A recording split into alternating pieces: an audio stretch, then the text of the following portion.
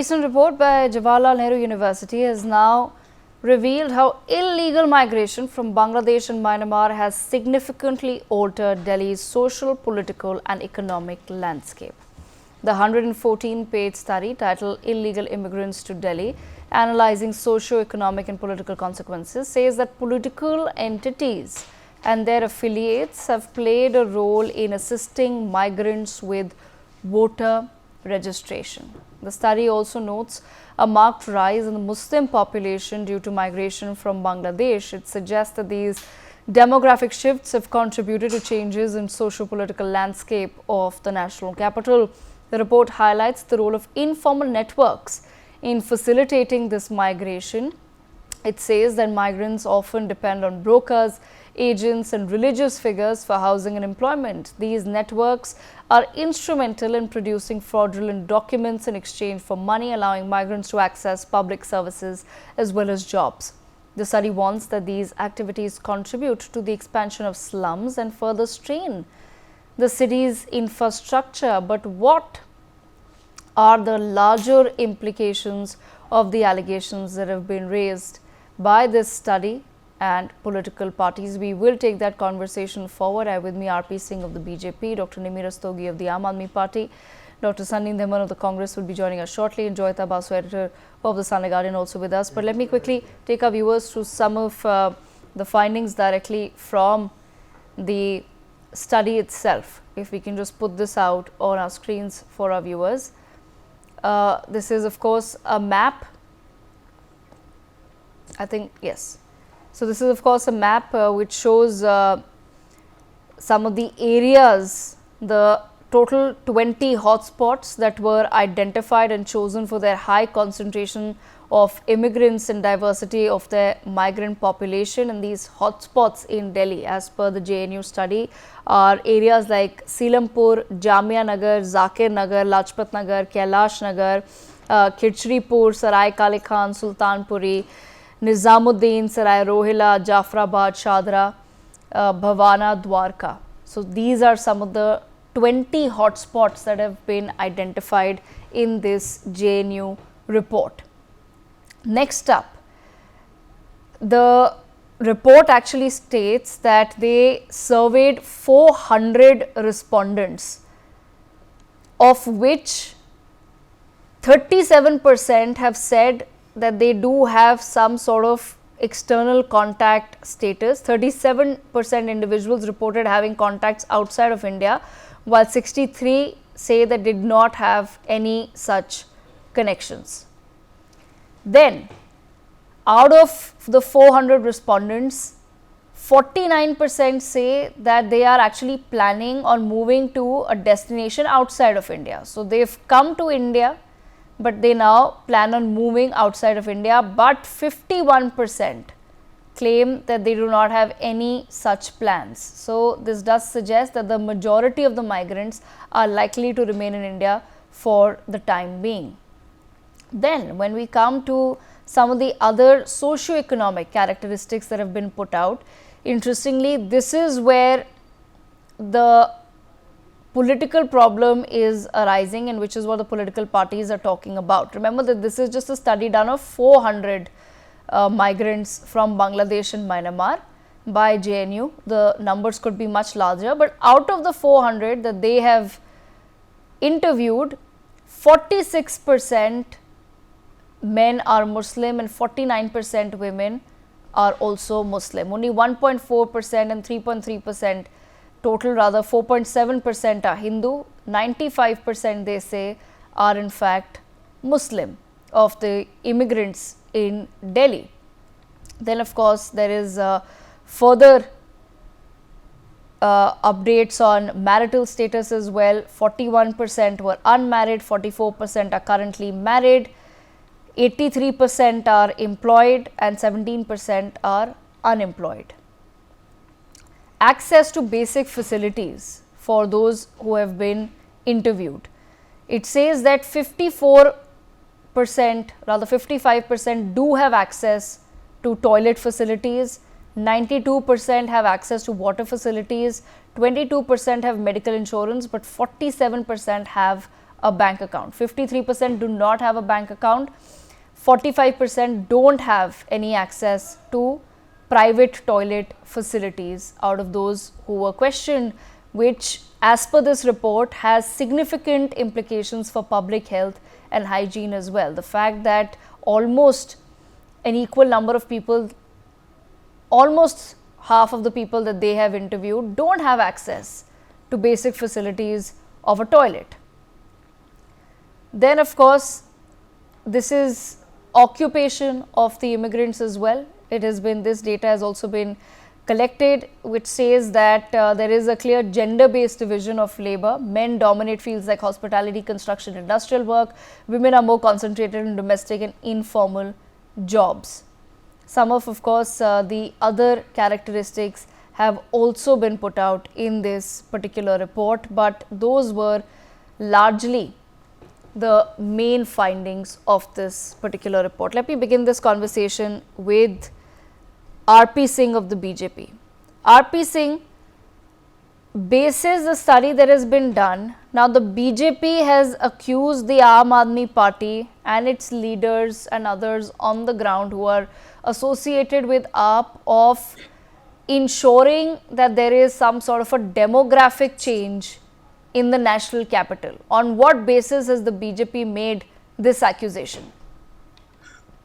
Well, Devika, there are videos on record of Mr. Amatullah Khan who is stating that yes, I'll provide 10,000 rupees to each family of the Rohingyas or Bangladeshis, and also provide for their ration also, and look for their other basic amenities and facilities. Then there are already inquiry going on how the AAP MLAs associates were providing for the Aadhaar card and other documents for the immigrants, illegal immigrants. I mean, there's a case already going on. But let's talk on, I mean, this is there, and I don't need to prove it, it's on record. And then there are videos themselves, they are posting about, rather they are posting about all this as a subject, saying that, oh, yes, we do it, we have been doing it, and rather saying that, so what? I mean, we do it, so what can you do? And obviously, it has been done in a planned fashion to keeping in mind their vote bank, because a politician would not do anything as a charity unless it affects his personal vote bank. But the issue is much bigger than this. I mean that is one part. This is accepted. Yes, the immigration happened, the illegal immigration happened, and also it happened under the patronage of the local leadership here. But the bigger issue is how it has impacted the overall effect on the society as such. So I was going through the same report. While I was talking to you also, I was going through the same report. It's in my hand. It's almost 96-page report. It states that how these building, when they come here, they build their networks also. Remember, there was an interview recently that a maid who was with some Bangladeshi maid who was with some very high celebrity. When she came back, she said, "Give me 2 days leave," and she went for her network area, yes, where the Bangladeshis were. Can you give me another second? And also, it affects the overall demography also.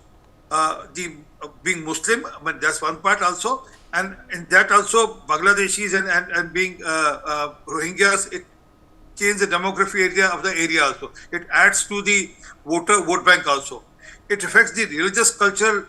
All this out of the report I'm reading. It also affects the religious and the cultural composition of the area. Yes, it changes the cultural composition of the area, the religious composition of the area. It is a crime and safety concern also. It's a lot of big, huge crime and safety concern. Only 1 second. It impacts the job and wages of the locals there, because the job which is available, for example, a person who does a job for 1,000 rupees, this illegal immigrants will do it for 500 rupees or 600 rupees. So obviously it affects the job and the wages of the locals there. And it builds up pressure on the public health care and other sectors which are of public welfare. So put together, all is done. I named all these because this can't happen without the patronage of the local political leadership. And we all know who is helping them. Okay, all right. Nimi Rastogi, how does the Aam Aadmi Party respond to that? Devika, it's a very serious matter, and it vindicates our stand when we say that Bharjapa and central government has been totally a failure in securing our borders. Where do Rohingyas come from? They come from the borders of the neighboring countries. So where does AAP come from there? Unless they think that Delhi shares its border with the Bangladesh. Also, the police is with them. Right, police should do the law and order thing, chuck them out, put them in jail, send them, deport them. So it's ulta chor kotwal ko date. We are the victims. Aam Aadmi Party state government is the victim because we have to cater for 3 crore people now, wherein our resources are limited, our income revenue is limited. So it's like these people encourage Rohingyas to come. Rohingyas are there in Delhi, they are in Lucknow, they are in Haryana, they are in Karnal, they are in Mumbai. So for everything AP is responsible. You should take the responsibility and say ki yes, this is a collective failure of central government, wherein people living in other countries, they're coming to us. We are becoming like a soft state who's welcoming everybody. And rather than doing this, they are saying that local politicians are protecting them. I haven't heard an argument weaker than this. They should introspect and feel कि इनका पाला जो है उल्टा पड़ गया है पासा. इन्होंने बुलाया, I mean, these people facilitated Rohingya into the country, and now they are crying hoax about they are Muslims and they are not our voter base or something. What the nonsense is going on? They should first hear what they are saying. Okay, all right. Yes, RP Singh, once again. Sunny Dhiman, how does the Congress party now read this particular issue that has come up before the polls? Yeah, it is just not just it. This report is not just timely, but it's very theatrical also. So they are taking the old leaf from an old rotten book. So if you remember in 2020, in the Delhi election, they have used CAA and an NRC to divide the public, and there was Delhi riots. And against, because now they cannot say anti-Muslim directly, they are reusing the old recipe to divide and divert people. Just let me quickly get back to the original thing. So I have this report with me. It's with me. And first of all, it's a report, and unfortunately, this report is not a peer-reviewed one. And secondly, there are some methodological problems with this report. But apart from that, I second whatever the AAP spokesperson is saying, that who let them come in? Because if people from outside of India, because there is a failure of Modi government at two fronts. One is at the foreign policy, because the Bangladesh was stabilized for last 5 decades. But now, because the failure of the Modi regime, the Pakistan army has entered Bangladesh for the first time in 5 decades. India divided Pakistan so that there will not be any illegal migration, there will not be any issue. Indira Gandhi did that, and former Prime Minister Rajiv Gandhi did Assam Accord in 1985, so that the illegal immigrants must be controlled. But see, in last 11 years, I just want to know what is the condition of our border security forces, like who is controlling the border. It is under the central government. The Delhi police comes under central government. And unfortunately, there's another very big point. You are mentioning, you are using this report, and let me remind you, before Maharashtra election, the similar report with the similar title, just remove Delhi and replace it with Mumbai, was released before Maharashtra elections. Okay. And there was similar methodological problem with that report. And I'm saying, yes, there could be illegal migration, because India is a vast country, the border is porous. But what are the measures taken by the central government? And secondly, because we don't have the census data, it is 14 years now, COVID has passed. When we don't have the census data, how will you know that how much population within India has migrated from, because metro cities are magnetic cities. They invite migrants, quote unquote, whether it's legal or illegal, they invite migrants so that people can grow higher in their socioeconomic ladder, social structure. But when we don't have the exact data, and you are taking the 3 crore people of, suppose, from NCR or maybe Delhi to crore people.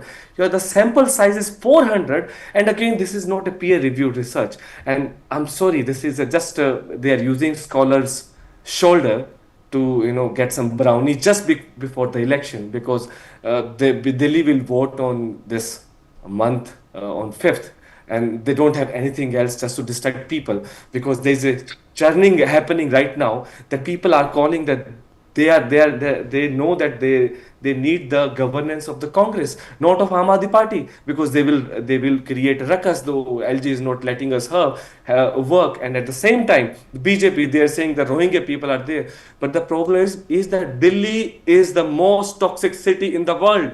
Delhi's water is polluted, Delhi's air is polluted, Delhi's Okay. infrastructure is dying, Delhi's Okay, health okay. infrastructure is dying. But you will not. Today we must have discussed about the similar reports being done by international agencies about health, education, and others. But see, they are using 400 Okay, sample okay. size of a JNU report, which is not even peer reviewed. It's a propaganda report. Okay, Nothing fine. else. Okay, okay. Joyita Basu, is this really just a propaganda report? Is illegal immigration something that the BJP is making up ahead of the Delhi elections, or is it something that the governments must truly look into? Well, the thing is, you see, this particular issue has been there for a very long time.